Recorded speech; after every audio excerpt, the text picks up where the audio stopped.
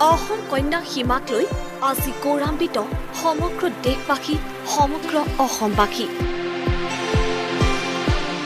এছিয়াতৰ দৌৰাণী হোৱা সীমাক লৈ সকলোৰে সপোনৰ যেন অন্তন হোৱা হৈছে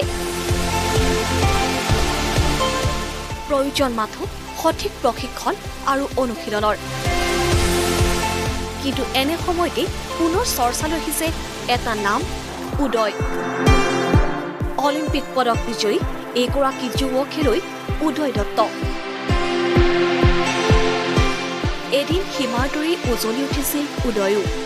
অষ্ট্ৰেলিয়া বাংলাদেশত দপদপাই সীমাৰ দৰে জিলিকিছিল উদয় দুৰন্ত গতিৰে পাইছিল তেজী ঘোঁৰাৰ দৰে চেকুৰি আজৰি আনিছিল পদক কিন্তু আজি সীমাথো এজন দিন হাজিৰা শ্ৰমিক যোৰহাটৰ পটিয়া গাঁৱৰ এই মুকপথিৰ যুৱকজনে 2014 চনত অষ্ট্ৰেলিয়াত অনুষ্ঠিত পেৰা অলিম্পিকত ব্ৰঞ্জৰ পদক লাভ কৰিছিল উদয়ে ভাৰতৰ হৈ 100, 200 আৰু 400 মিটাৰ ৰিলে দৌৰত ব্ৰঞ্জৰ পদক লাভ কৰিবলৈ সক্ষম হৈছিল অলিম্পিকত যোগদান কৰি পদক পাইছিলে আৰু বাংলাদেশতো তেওঁ পেৰা অলিম্পিকতে পদক পাইছিলে আৰু যিখিনি চৰকাৰৰ পৰা সা সুবিধা পাব লাগে সেইখিনি সা সুবিধা বৰ্তমানলৈকে তেওঁ পোৱা নাই আৰু সেই সা সুবিধাখিনি পালে তেওঁ দেশৰ হয়তো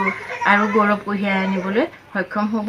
তাৰে আশা কৰি মই হিমা দাসক যেনেদৰে আগবঢ়াই নিছে চৰকাৰে সেইদৰেই উদয়কো যাতে আগবঢ়াই নি সা সুবিধা দিয়ে তাৰেই মই কামনা কৰি যোৰহাটৰ পটিয়া ফকলা মাধ্যমিক বিদ্যালয়ত অধ্যয়ন সূত্ৰে সৰ্বশিক্ষাৰ জৰিয়তে প্ৰশিক্ষণ লাভ কৰি সফলতাৰ শিখৰত উপনীত হৈছিল কিন্তু পৰৱৰ্তী সময়ত সৰ্বশিক্ষাই দায়িত্ব এৰাৰ পাছত লাভ কৰা নাই উন্নত প্ৰশিক্ষণ ইয়াৰ বিপৰীতে খেলৰ চিন্তা কৰাটোতকৈ দুবেলা দুমুঠিৰ চিন্তাহে বেছি প্ৰয়োজনীয় হৈ পৰিছে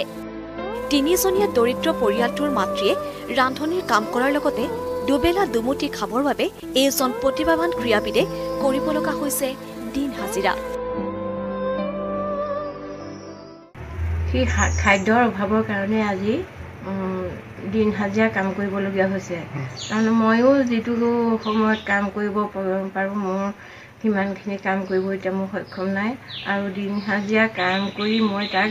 দৌৰিবলৈ বা প্ৰেক্টিছ কৰিবলৈ মই